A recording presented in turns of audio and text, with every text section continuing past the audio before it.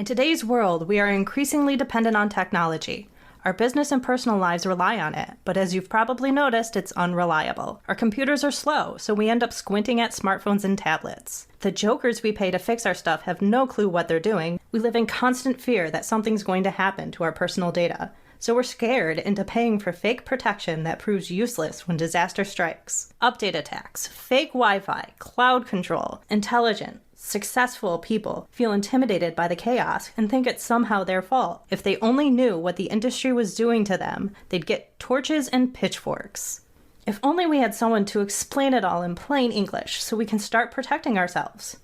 Oh wait, we do! It's the Computer Exorcist Podcast with your host, Mark Anthony Arena.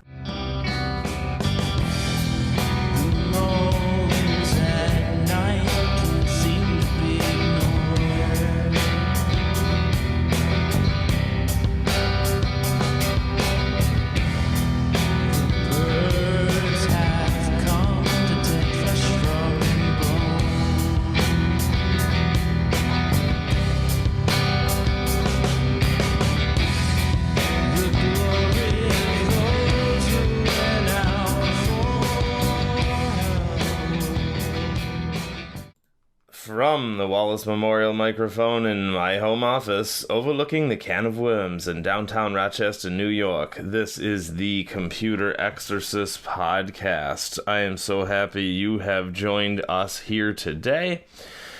We've got another special guest on the show today, and even though I've never been in her physical presence, even when we just do Zooms, I know her from a networking club, and even through Zoom, there's something so calming about her presence, even virtual presence, that it's inexplicable. It's really something. She can calm down and focus even me, your favorite ADD host.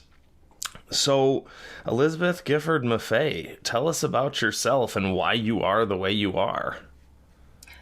Oh my goodness. Well, good morning, Mark, and good morning, everyone. What an amazing time to be alive. I just want to start with that.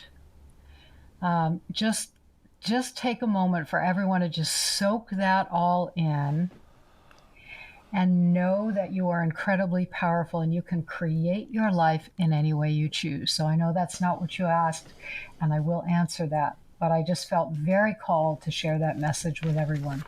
I gotta write that down. That'll be our title. Create your life any way you choose.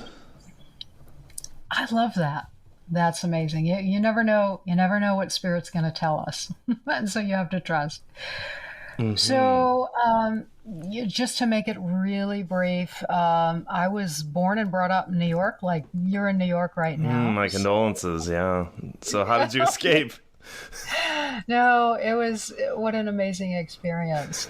But through my childhood and life experiences, I've really come into understanding how incredibly powerfully creative we are, and that we can create and make anything that we choose. And when I was a kid, and you and I were talking about this just a minute or two ago, Mark, I was incredibly shy. I used to hide behind my dad when he would take me out on the weekends. And I really didn't have this full basis of trusting myself and trusting my decisions. And it's not for lack of upbringing, right? I had a great upbringing and wonderful parents and family and all of that, and lots of opportunities.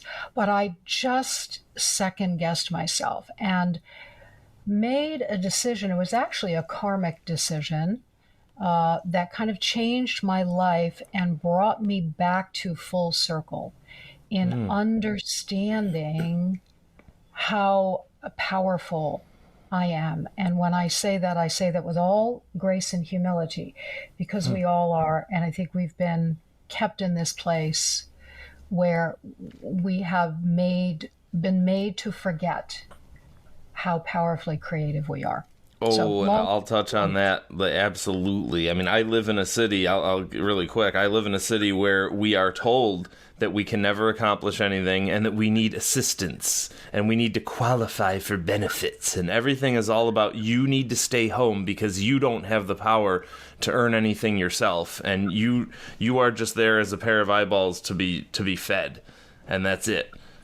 And I've had to fight my way out of the belly of the beast and say, wait a minute, something's wrong here. I don't know what it is, but something's wrong here. And I know we were meant for more than this. But a lot of people here, they just stay at home, get the free money, and keep watching TV. Yeah, it's television is to television. Tell a vision. We watch channels. And because I'm a quantum growth practitioner, a channel is a frequency, and we watch our programs. So I will leave that with the audience. Being programmed. An aha moment. Yes, absolutely. And it's honestly not our fault. We have received this information. Great point.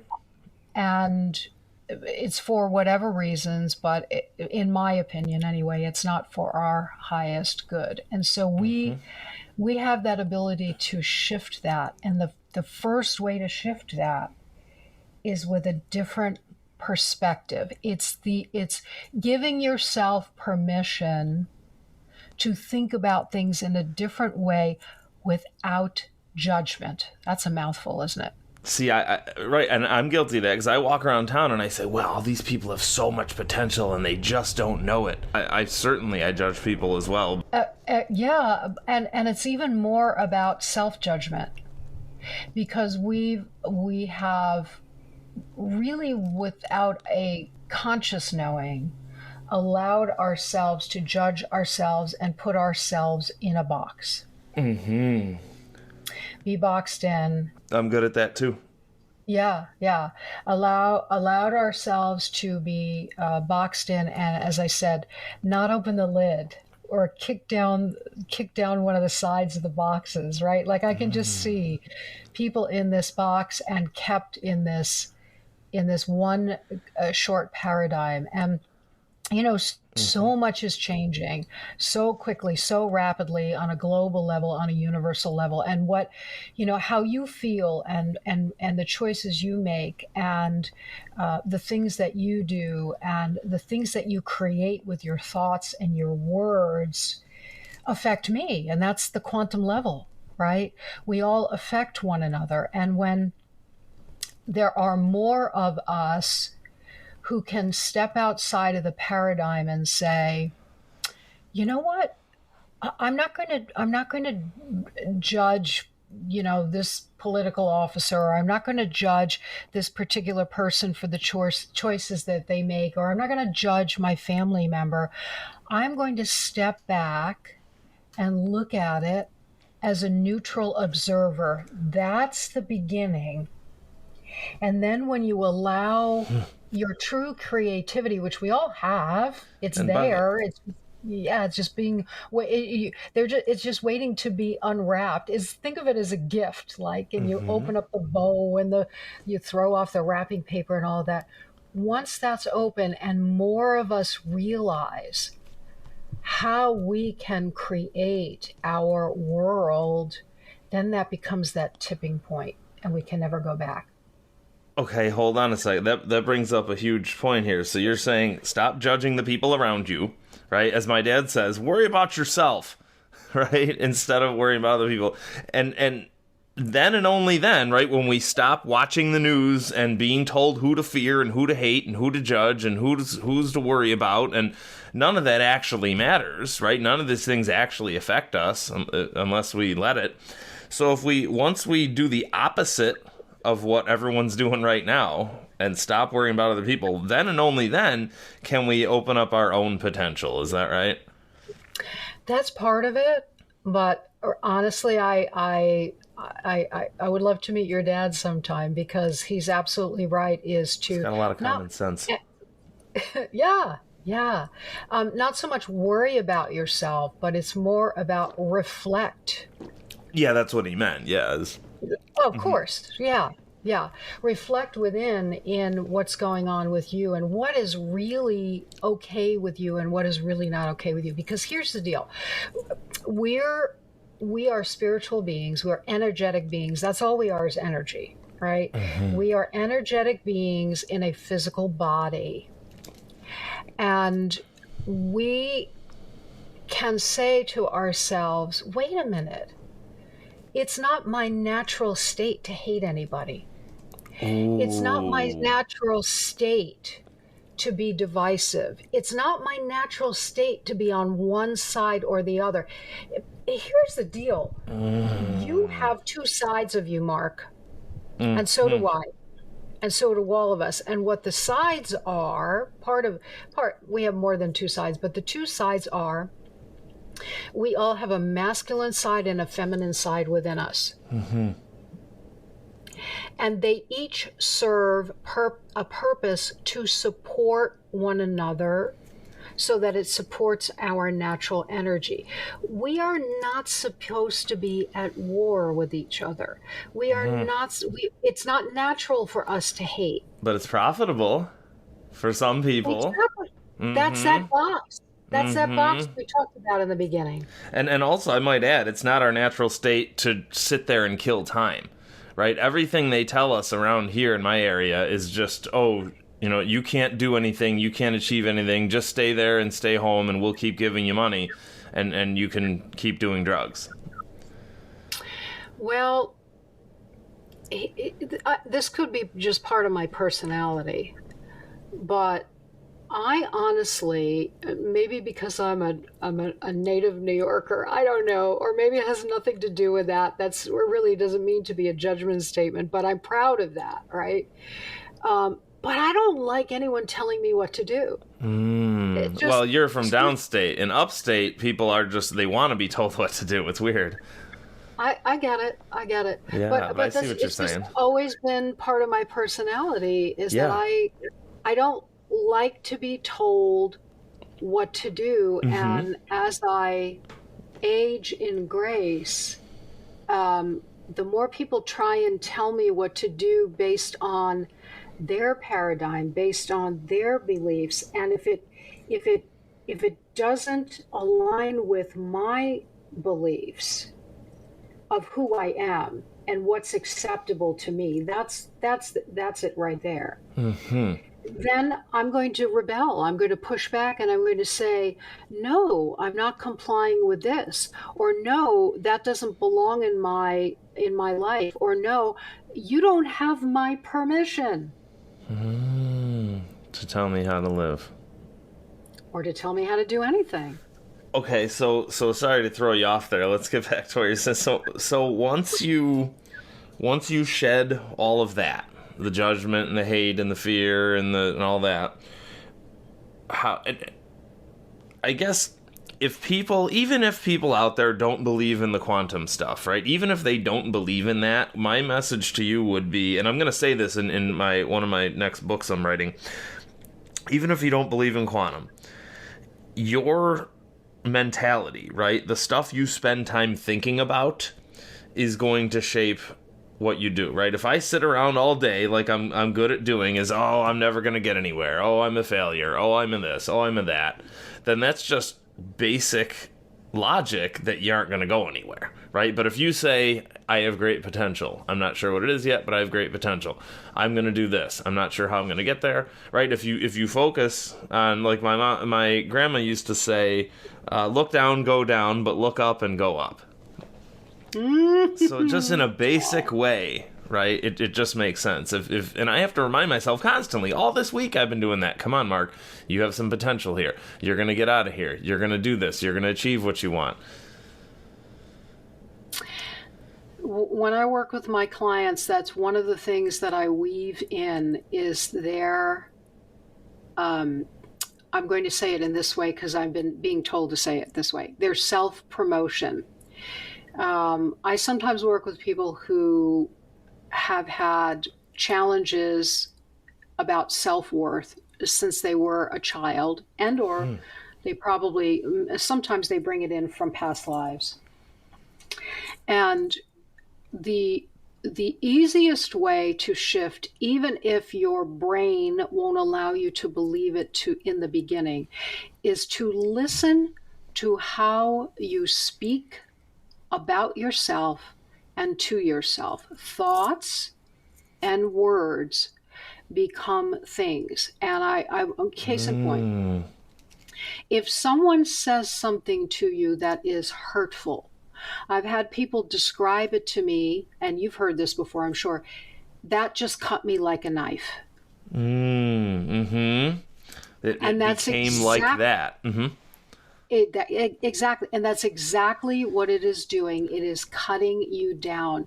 Words can be weapons, or words can be, for those magical fans out there, it can become your magic wand. Mm-hmm. Right? Right. They can be that tool to strengthen you, however you want to put it. Exactly. So Wow. one of the many things I do is to help people to reframe and reword what their thoughts are, because we're so used to, like, and this is scientific, right? When you think about something, for example, you think about an old story, a hurt that happened to you ages ago, you were bullied as a kid or whatever, and you can recall every single detail. You can see it in your mind. You can hear the words, and you speak it over and over and over again in your lifetime, even as an adult. Number one, you haven't healed from that. But number two, what you've done, and here's the science, you have created a physical neuro pathway that is your default. Your brain is a computer? And you are going to A neural pathway, in other words, a habit, right? It's something in your brain. It's like, imagine your brain is like a little racetrack, right? So you've created that little piece of track, so to speak, that you keep driving over and thinking about.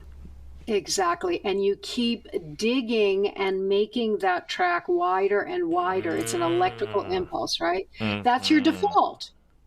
But I promise you, you can think about an old story, or you can think about something that you say about yourself, which is like a self-doubt, a sentence that's kind of self-doubting that you've said over and over and over again.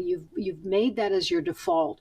You can create a new, and this is scientific, so I don't care whether you believe in quantum or not, that's scientific as well, but you don't have to believe in that. You just have to believe in yourself.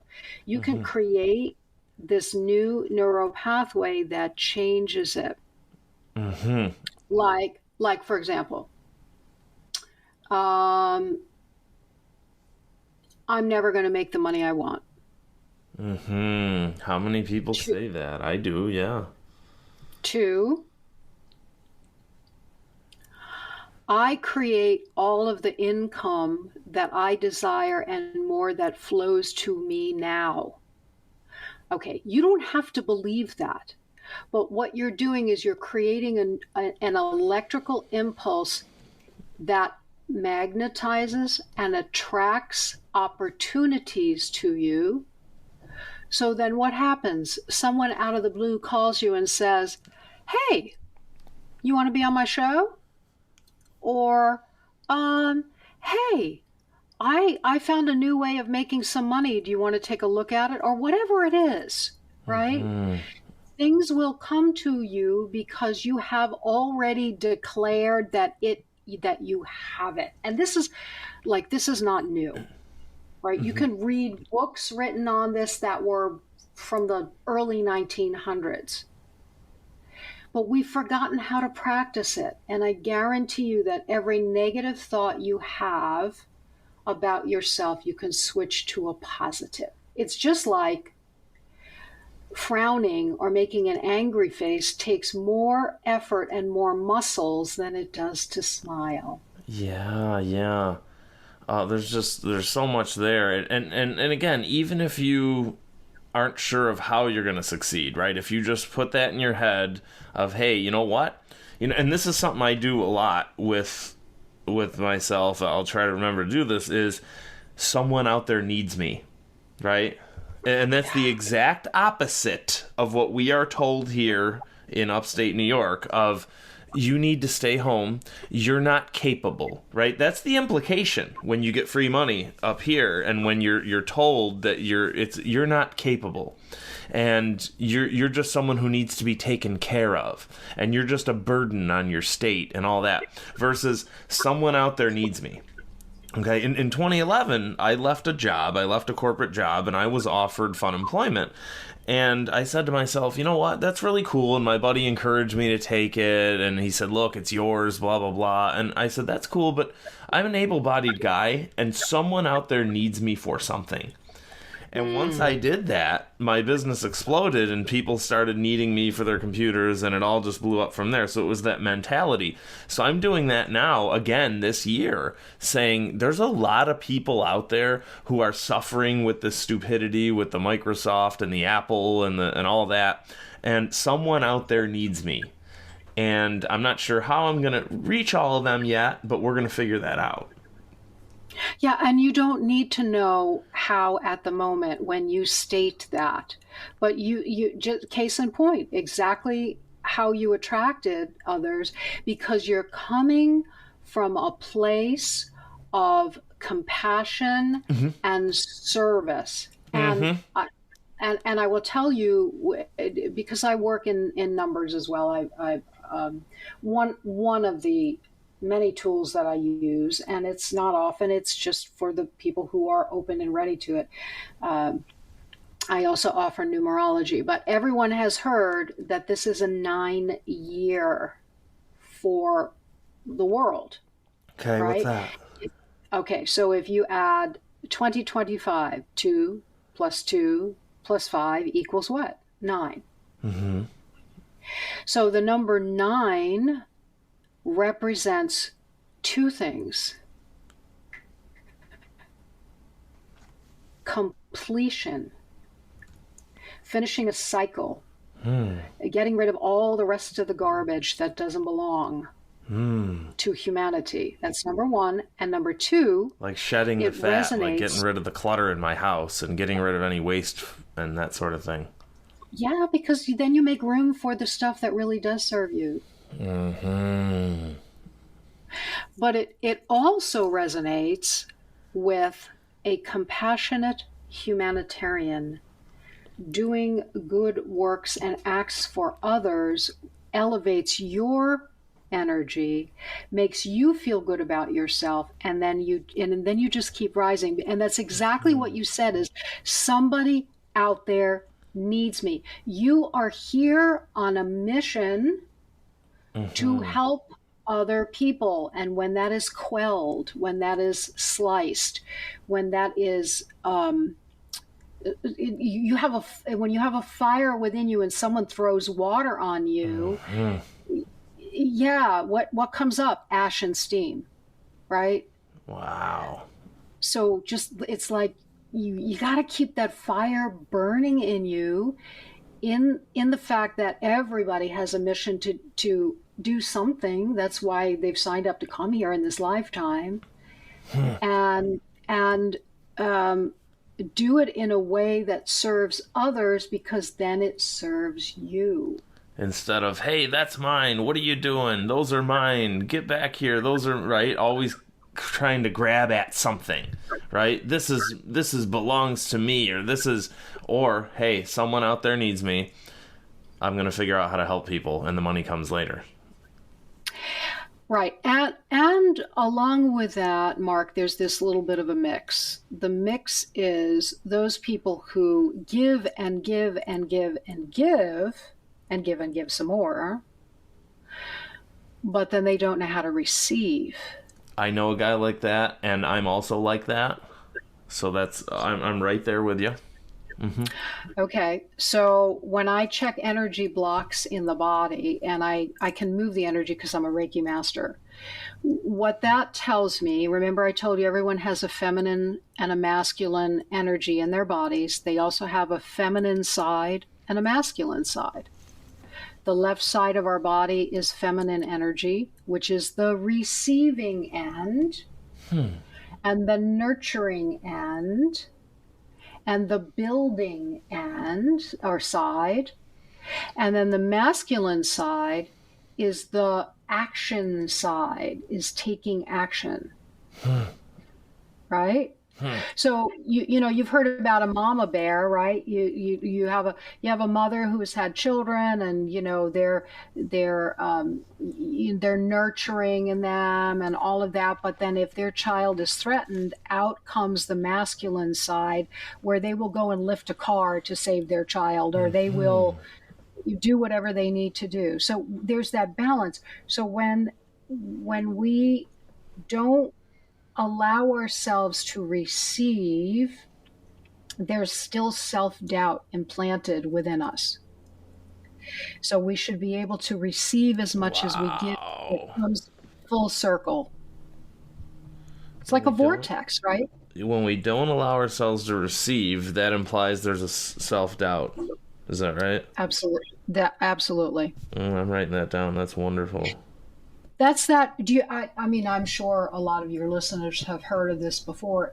Sometimes it manifests in looking like, and I don't like labels, but I'll just say this so people understand. Imposter syndrome. Yeah. Yeah, where people feel guilty and they think that they weren't good enough for doing that job. And you know what? That definitely, over the past 15 years of doing my job, I've learned how to overcome that, because it's Mark. You know what? There are a lot of dudes out there. Most of the people in my industry are actual imposters who don't think anything of just taking people's money and not helping them. But hey, wait a minute, Mark. You've got something that actually helps people here. So in other words, if you're like that, if you're one of these people who has a problem receiving with the self-doubt, you just remind yourself, hey, I actually help people, and maybe even prove it to yourself by saying, hey, I just saved so-and-so a couple $100 a month, or whatever it may be. Give yourself examples. And you have the right to be compensated based on the value that you share with others. Right. Even in the Bible, it says the worker deserves their share. The worker deserves payment for their labor. Well, yeah. I like that. It's, believe me, I want to be altruistic, but sometimes I go too far and burn myself out and then resent the clients, and I don't have any energy to help more people. So it's, hey, let them pour into me so I can keep going and helping more people. Yeah, remember, it's a balance. We're meant to receive and give energy and give energy and receive energy, like this beautiful vortex. And what I see, like breathing in and out. Yes. Yeah, I can't keep exhaling. You can't, exactly. You can't breathe out unless you breathe in. And remember, when we breathe out, we're still giving, because what are we doing? We're feeding the plants on this earth. Good point. You see how we're all intertwined, and how what you do affects everything else?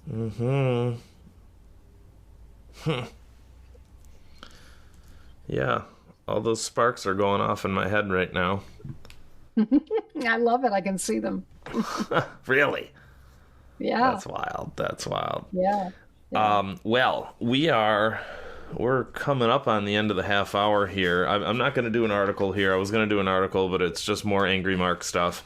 I'll do it on another episode. But wow, what? That's, I don't even, yeah, it just makes so much sense. I love how you're able to take me and I'm driving too fast, right? And you, hang on, Mark, slow down, like my buddy Matt did in high school. Hey, Mark, stroll, right? I was always trying to run to lunch, and he would go, hey, Mark, stroll with me. Hold on. And he'd push me back and hang on, just walk with me at my pace. And it would force me to think more clearly. So the way you say things is just powerful, and it's like correcting people's courses, right? Is that how you would describe, like, how can you help people, and how do people get a hold of you? I love that. Course correction. That's yeah, I love that. And it's guiding them. I've been told that I'm a guide. It's guiding them to the perspective to make choices that are their choices, to course correct and shift out of the old paradigm, the old stories, the old feelings. And it literally doesn't matter where their pain is, whether it's physical, mental, emotional, spiritual, a combination of all of those. I'm able to tap in and find out where it's coming from so we can look at it in a safe space. And then with their permission, they give themselves permission to do this, to shift it. And did you ask me how people can get a hold of me? Sure. And before I do that, I just want to say, you're explaining these theoretical concepts, and what I was just trying to do today is put them into concrete terms for people to realize they can benefit in a real way from. And I do this too with my theories. People go, Mark, I don't know, you got weird ideas and blah blah, and how can I? Yeah, but it works. Right? Hey, if I turn off updates on your computer, it seems counterintuitive, but it works. Then you're stable forever. So it's the same thing here. What I was trying to do here is translate your concepts to real, concrete results. Yeah. So, I give you a ton of examples, but I'll just give you one to stay brief. I had a client who was unable to participate in any family events for over 50 years. Wow. Because of a challenge with a still living sibling, and challenges that this person had with this person's family and parents and all of that. And because of the limiting beliefs and the fear, the out and out shaking in just the thought of this sibling. The physical manifestation of fear. Yeah, and paralyzed this person. In doing anything, in going almost anywhere, and then isolating themselves. And after working with me for a while, this person no longer works with me, which is my goal. Because this person, I like that too. I don't like people depend on me. I like to solve the problem, and they don't need me anymore. That's the goal. That's the goal. Brilliant. So this person now has developed a brand new friendship with this sibling, spends all this person's time with the sibling, stays at this person's home, gets together in family gatherings without fear or intrepidation. And this had been going on for 50 years plus. So you can take something daunting and you can heal it. You can bring healing to any kind of situation. I love that. And that's what we need to do as a human family, right? Is bring some healing here. Like, so-and-so is not as bad as you think. Whoever it is you're afraid of is not as bad as you think. I actually, in my next book, I talk about that. I had a fight with a business partner, and, when you're in that state, you're afraid. I was afraid he was going to come after me. I was afraid he was going to come and kill me or beat me or whatever it is. He was just a dude. Yeah, sometimes we build other things up in our minds. Again, those are stories, and those emotions can become implanted in our physical bodies and ultimately create dis-ease. So that's probably for another time. But everyone has the power to shift, but most people don't. A lot of people don't know how. So finding someone who can guide you back, I'll say it this way, to the cellular memory of who you are and resolve it, your life could change if you're so bold to change your life. Right, and that's the whole deal with the quantum and the manifestation and changing your life is all it needs. It just starts with you raising your hand and saying, I want to change. Everything else comes from there, right? I volunteer for this tutoring center in the inner city, and these kids are in a terrible situation, terrible graduation rates and crime and blah, blah, blah. All it takes, all they want, is for the kid to raise their hand and say, I want to succeed. I don't want to be part of this ghetto crime. Like, I want to succeed. And that's it. That's all they want. We'll do the rest. Yeah, we forget how to ask for what we want. We forget what we want. We're so distracted by all these immediate fires to put out and whatever that we forget to ask what we want. Raise your hand, folks. Raise your hand, and I want to get out of whatever I'm in. And then you go from there. Yep, absolutely. Well done. Well done. So how do people get a hold of you? My website is Elizabeth Gifford, no relation to Kathy Lee or Frank. I always have to say that because I had a high school teacher call me Frank, which is kind of hysterical. Elizabeth Gifford Maffei, Maffei.com. And yes, Maffei is Italian. I love that. Or they can text me at 321-303-8649. I'm also on LinkedIn, and however any of those platforms. I would love to have a conversation. It doesn't cost anything to have a conversation. It costs you if you don't. Cool. Yeah, love it. And yeah, I'll plop your website link in the description. And awesome. Elizabeth Gifford Maffei, thank you so much for being here. My name is Mark Anthony Arena. I am thecomputerexorcist.com. If you want to find out how to put a stop to all the stupidity in your computer and have a peaceful, serene digital life, because there's no need for all of the fear in your computer. We'll talk to you guys next week.